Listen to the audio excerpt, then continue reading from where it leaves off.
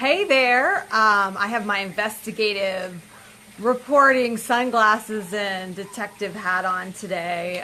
Playing around with these filters on here, very cool. Hard questions to ask yourself. So this came up for me because I was asked to provide a testimonial for a good friend of mine. And I'm gonna let this, let's see if I can get this thing off of here. Let's see, there we go. A testimonial on pretty much some questions of where I was in before I started my business, where I was mentally, the things that kind of held me up, and specifically what these things were and how this could maybe be helpful for other people to know about. So I started asking myself, what was I thinking at the time? Where was my mindset? What was I really struggling with? And as I actually started writing this down and then saying it out loud to her, it dawned on me that I don't think I'd ever really maybe verbalized as much what my issue was or what they were until I, put them out on paper and said them out loud to someone else, which was really, really amazing. Exercise to do. So I wanted to share with you guys, there are actually 7 questions that you can ask yourself. They're not the easiest questions, but they would provide you with a great deal of, I think, internal perspective, which can sometimes really help us to move forward in a lot of things that we do.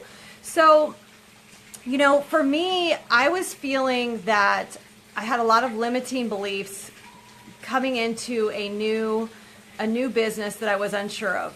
I'd been super successful in dermatology as a PA. I had, what I considered to be, a long training as well as a long career in patient care that I could do, really one arm behind your back, half asleep, anything.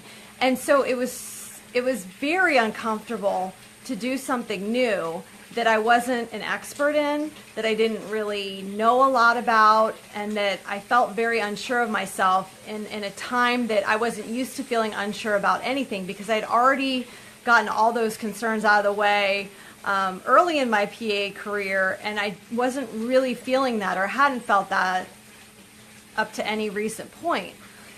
So I was worried, will I fail at this?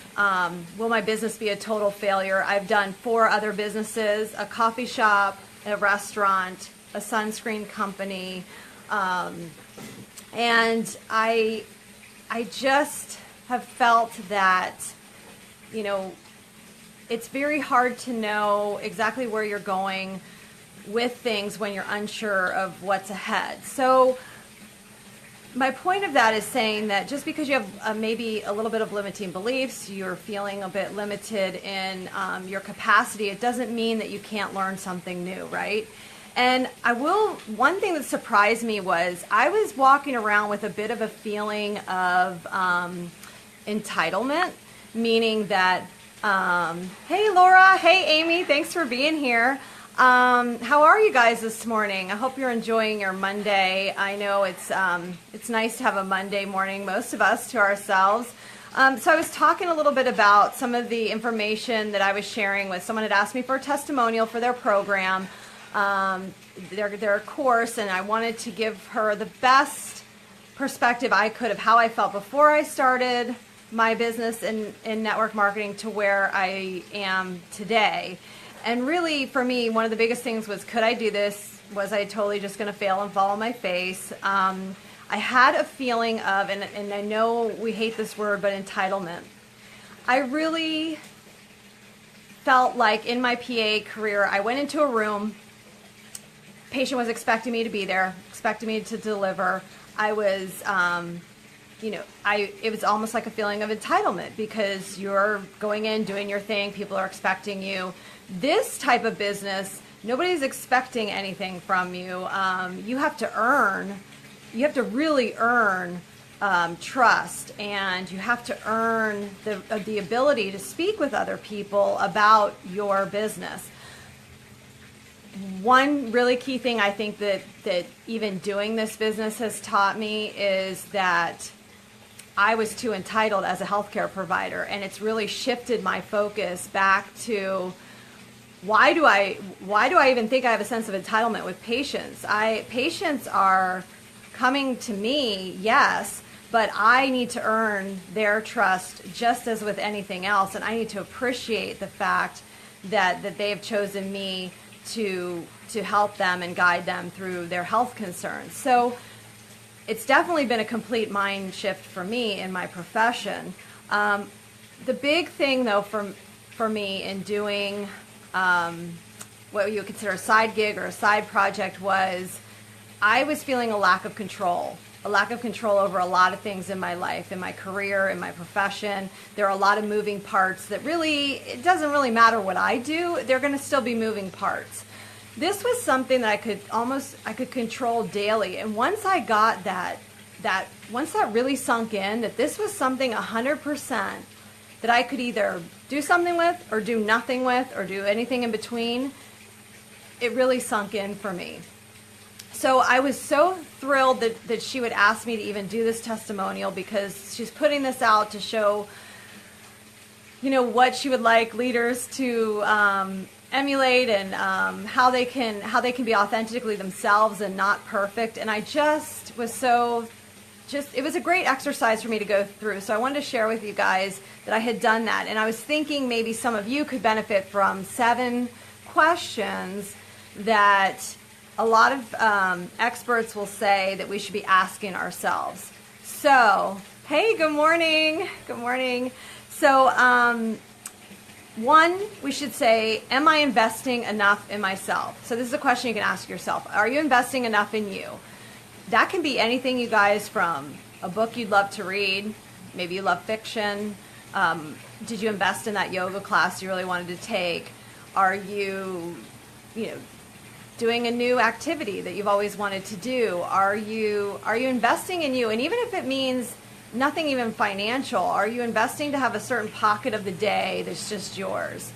And when we ask ourselves these questions, sometimes we find that maybe we're not investing enough in ourselves. And then number 2 is, am I mentally strong? I mean, this is a tough question to ask, because I think a lot of us are, we believe we're mentally strong. There's a lot of people that have been through, tremendous things. So really ask yourself, though, if you are mentally strong, then that means that you have the courage to do pretty much anything you want to do. The third one, this is not an easy one. Am I likable? I know that all of us have done and said things that maybe aren't the most likable, but generally speaking, are you likable? Are you kind to other people? Do you try to do things even with nothing in return expected, right? Okay, this 4th one, and this is 4 of 7, so we're getting there. What am I doing well that may be distracting me from doing what I could do even better? So this was my big thing, right?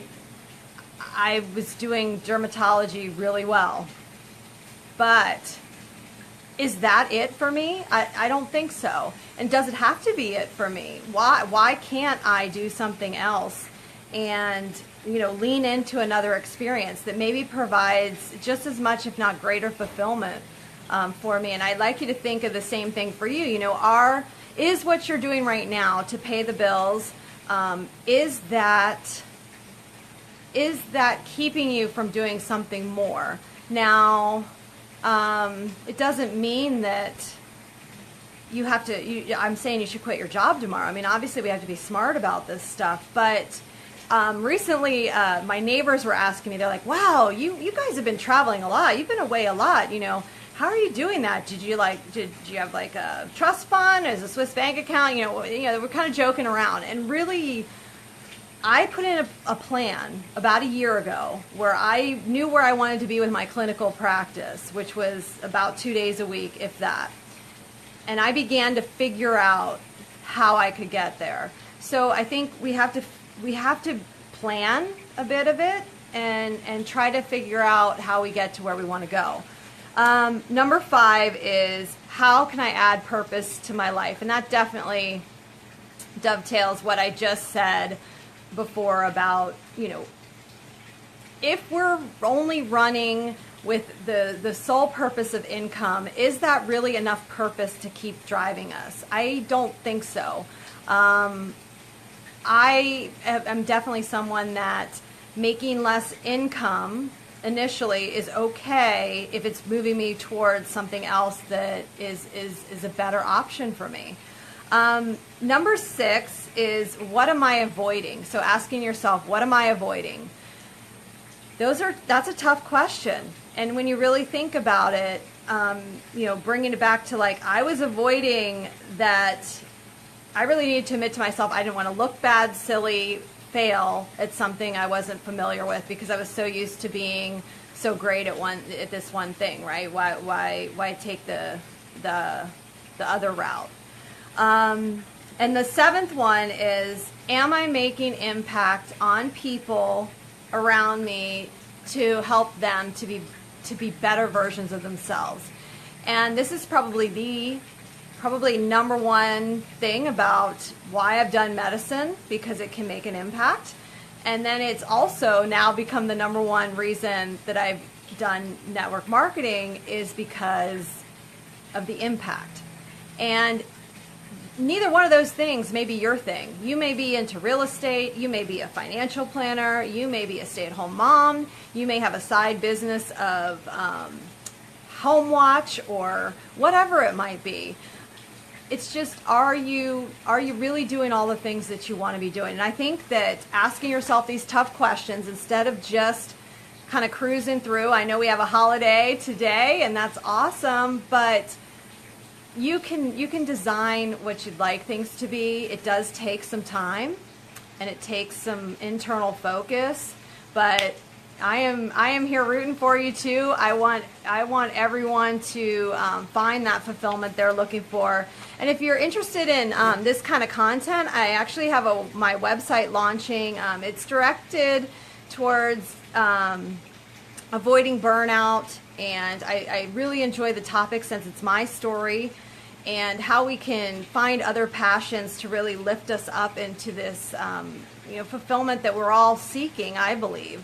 So I hope you guys have a great Monday, and we'll see you soon.